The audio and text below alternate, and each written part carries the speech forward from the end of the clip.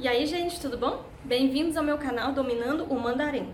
Meu nome é Karina Cunha e eu sou tradutora e professora de chinês. Hoje eu vou contar para vocês a minha experiência estudando em escolas americanas. Entre 2005 e 2006, eu morei nos Estados Unidos e eu frequentei escolas locais. É parecido com as escolas dos filmes?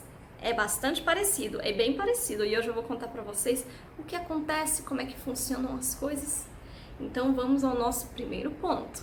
Nas escolas americanas, eles dão muito valor ao nível individual do aluno. Eles se importam muito, eles dão apoio, eles dão o apoio que o aluno precisa. Então, ao invés de tá todo mundo na mesma turma, com os mesmos professores sentados ali o dia inteiro, ouvindo a mesma matéria, ouvindo o mesmo conteúdo, lá você estuda de acordo com o seu nível. Lembrando que isso é a partir do middle school, que é a partir da 6ª ou 7ª série, dependendo da cidade. Então, chegando nesse middle school, você vai ser avaliado em cada matéria. Se você for muito bom em matemática, você pode estudar matemática na turma do pessoal mais avançado. Se você for um gênio em matemática, eles já vão te levar para uma outra escola. Quem sabe se você estiver no middle school, eles vão te levar para um high school. E se aquilo ainda for muito fácil para você, eles podem te levar, inclusive, para uma universidade, para você fazer as aulas de matemática e depois eles te trazem de volta para a sua escola. Eu tinha uma amiga que ela fazia isso, entrava no ônibus todos os dias de manhã e ia lá para a high school, fazia aula de matemática bem avançada e depois voltava. Isso se aplica para todas as matérias.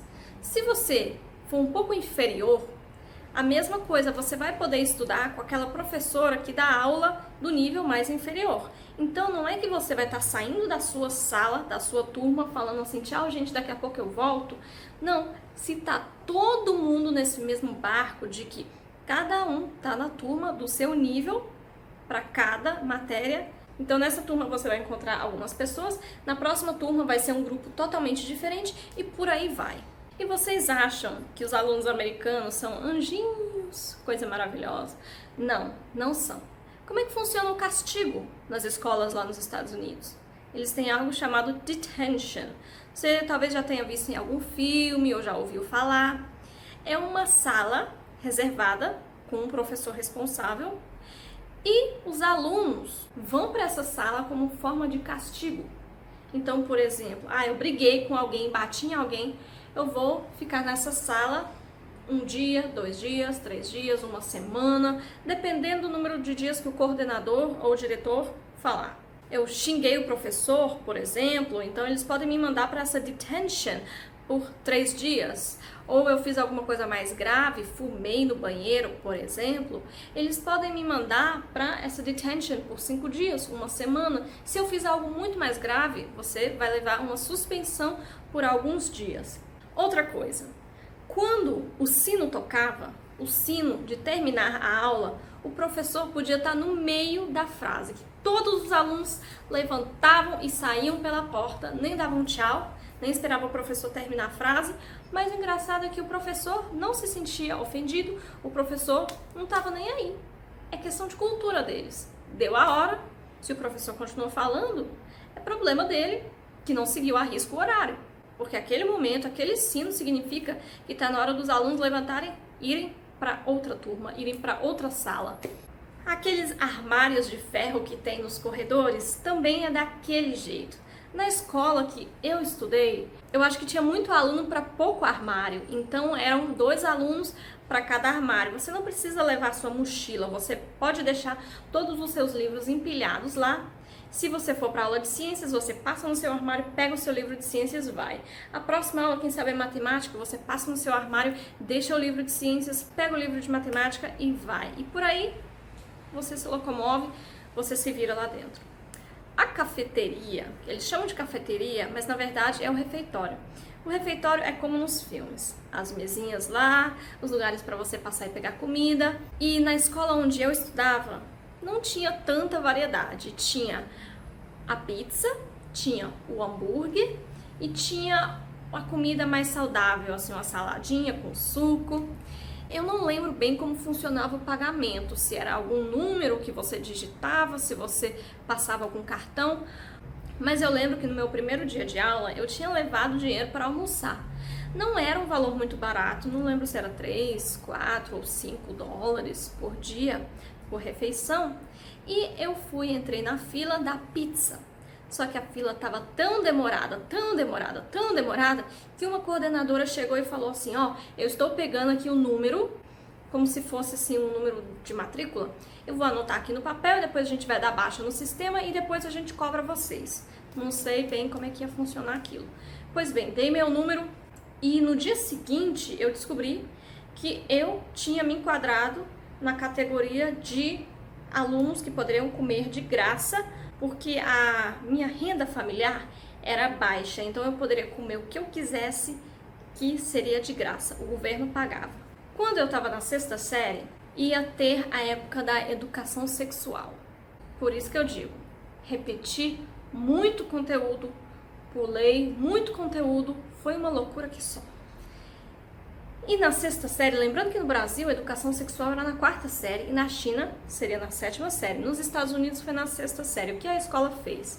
A escola mandou um bilhete para os pais assinarem, dizendo que os alunos estudariam a educação sexual e dizia também que se os pais quisessem ir conhecer o conteúdo, tirar dúvidas com o professor do que seria ensinado no dia tal, às X horas, os pais poderiam ir, a escola exibiria os vídeos que os alunos iam assistir, mostraria o material que os alunos iam estudar, e minha mãe foi.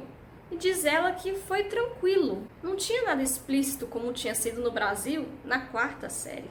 Então é interessante isso da escola precisar da permissão dos pais para passar alguns conteúdos e algumas informações para os alunos. Então, dependendo da crença de cada um ou da cultura familiar de cada um, os pais tinham voz. Os pais poderiam dizer, isso eu quero que meu filho aprenda, isso eu quero que ele veja apenas mais pra frente. Então, a escola respeitava muito cada indivíduo. Esse negócio que a gente vê das patricinhas nos filmes também é verdade. Na minha escola não era um grupo de 3 patricinhas, uma loira no meio e 2 atrás andando juntas, não.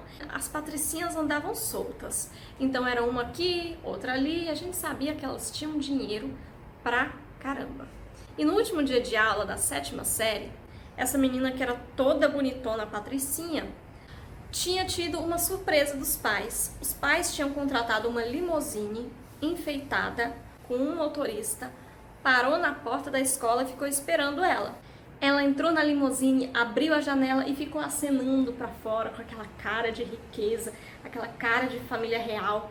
Ela certamente seria uma daquelas de filme que quando fosse para high school, teriam 2 desfilando atrás dela. Nas escolas americanas, eles te dão muitas opções de aulas extracurriculares.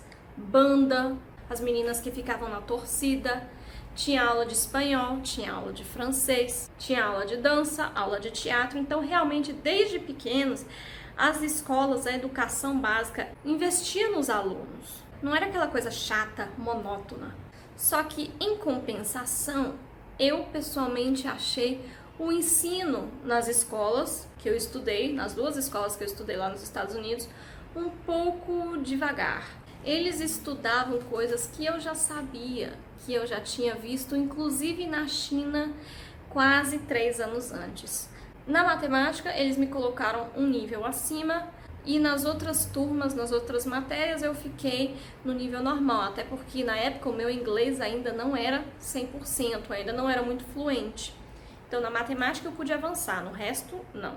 E eu confesso que eu gostei muito dessa experiência de estudar nos Estados Unidos. Além de eu ter aprendido inglês, ficado fluente no inglês, eu vi uma nova cultura, eu aprendi coisas além do inglês e eu vi muita coisa nova.